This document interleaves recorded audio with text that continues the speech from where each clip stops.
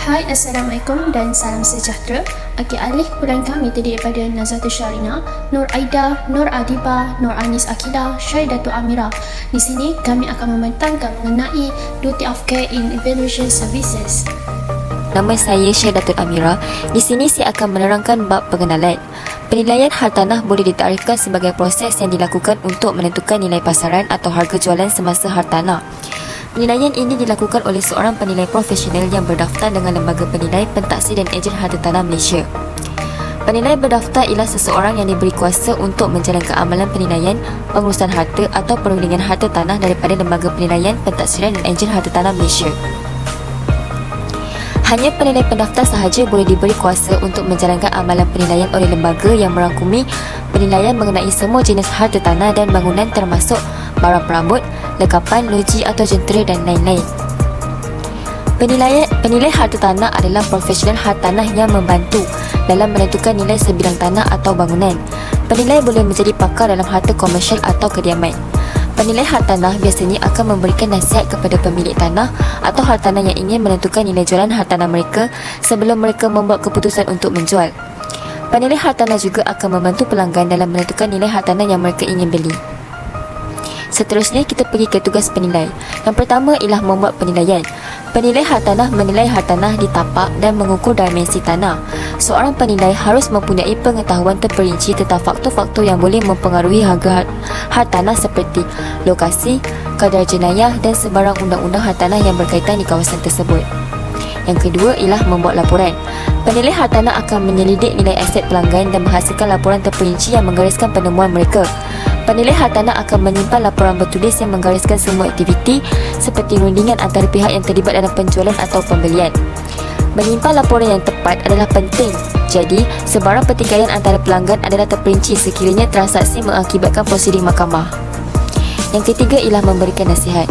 Penilai memberi nasihat pelanggan individu dan firma korporat tentang strategi yang berkesan untuk membeli hartanah. Penilai juga menyiasati pelanggan tentang kemungkinan pembayaran balik pinjaman dan kemungkinan pulangan untuk pelaburan mereka berdasarkan kualiti hartanah dan lokasinya. Yang keempat ialah lelong. Penilai menjalankan kerja pemasaran untuk menjadikan hartanah itu menarik kepada bakal pembeli dan boleh menjalankan kerja lelongan secara peribadi. Penilai juga boleh berurusan dengan penjualan dan lelongan barangan peribadi yang dilampirkan pada hartanah seperti kenderaan dan perabot.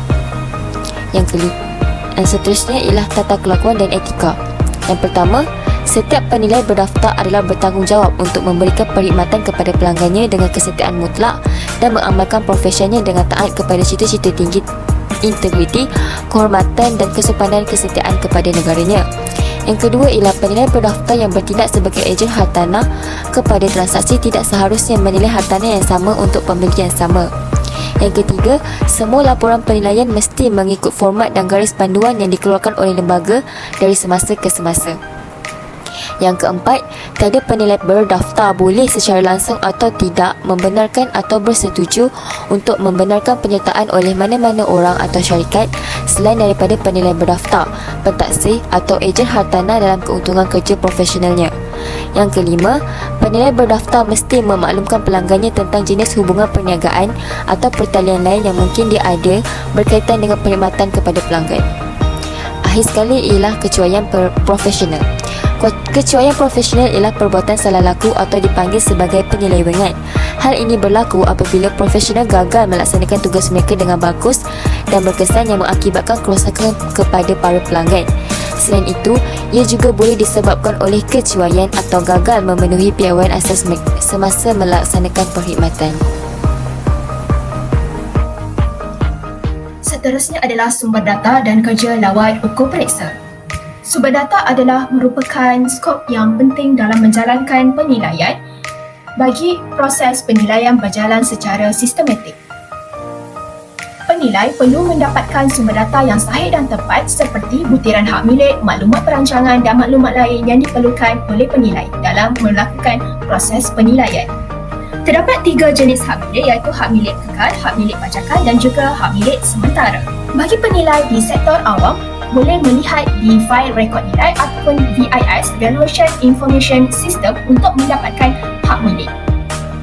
Dan Untuk penilai di sektor swasta pula boleh mendapatkan di Pejabat Pendaftar Negeri, Pejabat Tanah dan Daerah. Untuk penilai yang tidak mengenal pasti lot harta tanah boleh menyemak di Pejabat Pendaftar Negeri, Pejabat Tanah dan Daerah dan juga Jabatan Ukur. Ini merupakan contoh surat hak milik dan juga seterusnya saya akan menerangkan perancangan zoning, iaitu penilai boleh mendapatkan di Jabatan Perancangan Bandar dan Desa Negeri serta pihak berkuasa negeri kerana akan mempengaruhi nilaian yang dibuat oleh penilai. Kerja lawat ukur periksa. Lawat periksa adalah suatu kajian terperinci mengenai semua aspek tanah dan bangunan termasuk kedudukan, perihal dan keupayaan tanah untuk membolehkan seorang penilai menjalankan penilaian dengan licin dan sempurna.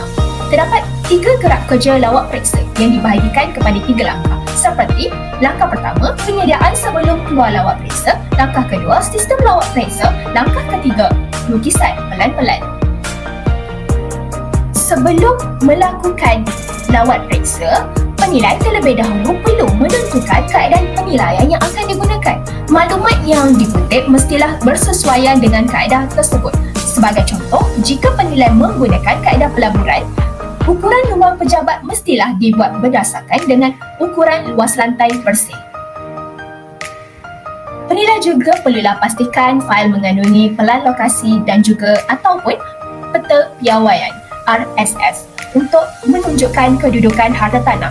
Selain itu juga, penilai juga bersama pembantu penilaian perlulah menyusun fail mengikut arah aliran jalan supaya dapat menjimatkan masa serta kos perjalanan.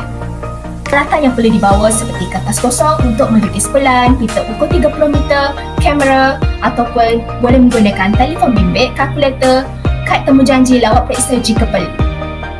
Langkah kedua iaitu sistem lawat periksa. Perkara-perkara yang perlu diberi perhatian oleh penilai adalah dengan mendapatkan kebenaran daripada pemilik atau penghuni jika perlu ketika ingin memasuki kawasan harta tanah.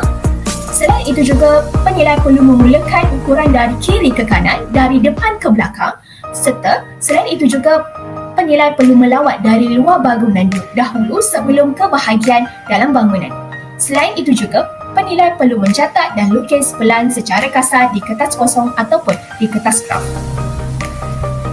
Ukuran juga perlu diambil dari bacaan kosong. Ambil bacaan ukuran kepada 0.05 meter yang berdekatan dan pastikan pita ukur lurus dan tegak. Langkah terakhir iaitu melukis pelan. Lukisan dibuat secara lakaran dan penilai perlu melukis semula pelan dengan kemas serta mengikut skala yang betul setelah melawat subjek harta tanah. 3 jenis pelan yang perlu disediakan iaitu pelan tapak, pelan sekitar dan juga pelan bangunan. Air sekali teknik istilah kependekan boleh digunakan bagi memudahkan penilai melukis pelan. Dan cara perkiraan keluasan lantai juga perlulah dikuasai oleh seorang penilai. Sekian daripada saya. Itu sahaja. Terima kasih. Seterusnya, saya akan menerangkan tentang proses dan kaedah penilaian yang dilakukan oleh penilai hartanah. Di dalam proses penilaian ini, terdapat beberapa langkah proses penilaian yang dilakukan. Yang pertama, penilai hartanah akan mengumpul data-data perbandingan yang serupa bagi harta tanah subjek di kawasan yang berhampiran. Kemudian, data-data perbandingan itu akan dianalisis. Perkara yang dipertimbangkan dalam analisis adalah jenis hartanah, luas tanah, lokasi, tarikh transaksi, kos bangunan dan lain-lain. Selepas menganalisis data, penilai hartanah akan membuat kerja-kerja pelarasan bagi harta tanah subjek dan juga data-data perbandingan yang lain. Terdapat beberapa item yang perlu diambil kira semasa proses pelarasan, iaitu masa, lokasi, rupa bumi, saiz, pegangan dan lisak Melayu. Setelah jumlah pelarasan dijumlahkan, penilai akan mengambil kira min dan median bagi setiap jumlah peratusan. Jumlah itu kemudiannya akan menentukan nilai tanah bagi harta tanah subjek dan seterusnya menentukan nilai pasaran hartanah subjek. Pendekatan ini juga disebutkan di dalam Standard 7 Malaysia Valuation Standards. Pendekatan penilaian yang digunakan oleh penilai dalam mana-mana penilaian adalah menerangkan bagaimana penilai itu mencapai pendapat nilai selepas memastikan dan menimbang semua fakta yang berkaitan. Di sini kita akan melihat tentang pendekatan yang digunakan dalam penilaian. Yang pertama adalah pendekatan perbandingan. Pendekatan ini menggunakan kaedah perbandingan di mana menunjukkan penilai itu membuat perbandingan bagi harta tanah subjek dan harta tanah perbandingan. Butiran perbandingan tersebut boleh diperoleh daripada data sumber yang diterbitkan oleh Jabatan Penilaian dan Perkhidmatan Harta ataupun Kementerian Kewangan Malaysia atau mana-mana bukti pasaran sebanding. Di dalam pendekatan kedua iaitu pendekatan pendapatan. Ia digunakan di dalam penilaian harta tanah komersial dan juga penilaian perniagaan. Pelabur menggunakan pengarah ini untuk menilai harta tanah berdasarkan keuntungan mereka. Terdapat beberapa kaedah yang digunakan iaitu kaedah pelaburan, kaedah nilai baki, kaedah aliran tunai terdiskaun dan kaedah keuntungan. Kaedah pelaburan menceritakan bagaimana ia mendapat modal atas pentingnya sesebuah harta tanah itu melalui proses permodalan. Yang kedua, nilai baki adalah menggunakan nilai tanah itu sebagai potensi untuk dibangunkan atau tanah pembangunan. Yang ketiga adalah kaedah aliran tunai terdiskaun. Ia digunakan dalam penilaian pelaburan sesuatu projek pembangunan bagi menentukan kedaya hidupan projek itu. Dan yang terakhir adalah kaedah keuntungan. Ia adalah berdasarkan keuntungan perniagaan yang diperolehi daripada premis perniagaan. Kaedah keuntungan ini digunakan apabila kaedah perbandingan dianggap tidak sesuai dan juga sukar untuk mendapatkan data-data. Akhir sekali adalah pendekatan kos. Pendekatan kos ini digunakan apabila terdapat kesukaran untuk memperolehi data-data perbandingan. Ia juga merupakan sebuah konsep yang digunakan dalam kaedah kos di mana ia dipecahkan kepada dua komponen iaitu nilai tanah kosong dan juga kos bangunan. Seterusnya, saya akan menerangkan tentang servis penilaian dalam membuat laporan penilaian. Penulisan laporan penilaian merupakan langkah terakhir di dalam proses penilaian. Mutu perkhidmatan dalam membuat laporan penilaian akan bergantung kepada bagaimana seseorang pegawai penilai melakukan kes penilaian yang dilakukan. Laporan penilaian yang dilakukan perlulah memenuhi kehendak lembaga penilai, pentaksir dan ejen harta tanah LPPEH.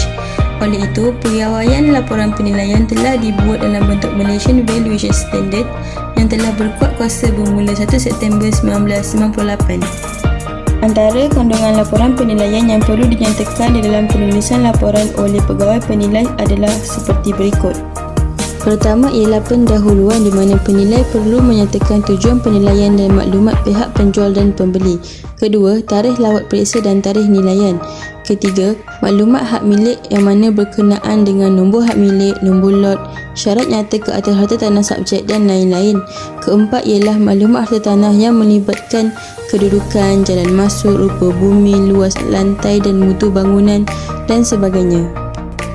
Kelima, penilai perlu menyatakan perkhidmatan di kawasan harta tanah seperti bekalan air dan api, elektrik atau telefon dan perkhidmatan pengangkutan. Keenam ialah maklumat perancangan dan guna tanah. Ketujuh ialah asas penilaian. Antara asas penilaian yang boleh digunakan pakai oleh penilai ialah nilai pasaran, nilai perusahaan berterusan iaitu going concern value dan nilai pembangunan semula. Ke-8 ialah maklumat harta tanah perbandingan di mana penilai perlu menyatakan harta tanah sebanding lain yang digunakan pakai sebagai perbandingan dengan harta tanah yang ingin dinilai. Ke-9 ialah kaedah penilaian. Antara kaedah penilaian yang boleh digunakan ialah kaedah perbandingan, kaedah kos dan kaedah nilai baki. Dan yang terakhir ialah lampiran. Di dalam bahagian lampiran, penilai perlu meletakkan pelan yang sesuai dengan kes berkenaan, pelan bangunan, gambar harta tanah, butil-butil jual beli dan penilaian yang lengkap di dalam laporan penilaian yang dibuat. Okey, seterusnya kami akan menerangkan beberapa isu yang sering berlaku semasa menjalankan amalan penilaian. Okey, baiklah. Isu yang pertama adalah kebanyakan penilai menjalankan tunjuk penilaian yang tidak dimaksudkan dalam akta seperti Akta Penilaian Malaysia Standard iaitu MVS, dan segelintir penilai juga menjalankan kerja penilaian di luar konteks yang dibenarkan seperti yang disenaraikan di dalam jadual di atas.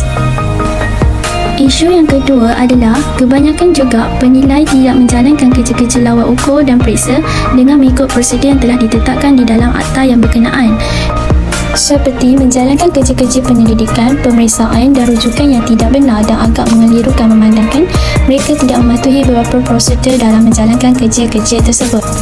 Okey, seterusnya, isu yang ketiga yang biasa berlaku semasa menjalankan amalan penilaian adalah laporan penilaian bersifat tidak sulit, di mana perkara ini adalah salah satu amalan yang dilarang oleh Akta MVS, yang mana laporan penilaian yang dibuat seharusnya tidak dibenarkan disebarkan kepada mana-mana pelanggan atau kepada mana-mana orang lain tanpa mendapat kebenaran orang atasan terlebih dahulu. Okey, yang terakhir, isu yang sering terjadi semasa menjalankan amalan penilaian adalah kebanyakan penilai menjalankan amalan penilaian secara haram, di mana ada yang menyamar diri mereka sebagai seorang penilai berdaftar dan ada setengah juga membeli akaun secara fraud yang dikeluarkan oleh seseorang yang lain. Dengan kata lain, ada setengah penilai mendapatkan perintah atau kuasa dengan memasukkan atau mengubah mana-mana akaun penilai berdaftar. Okey, kesimpulannya adalah hanya penilai berdaftar akan menjalankan penilaian dan menyediakan perkhidmatan yang diperuntukkan di atas. Dan yang seterusnya, penilai perlu melaksanakan segala amalan-amalan penilaian yang digariskan mengikut Akta MVS. Dan penilai berdaftar hendaklah menjalankan segala kerja mereka selaras dengan piawaian yang telah ditetapkan. Okey, itu sahaja daripada kami. Terima kasih.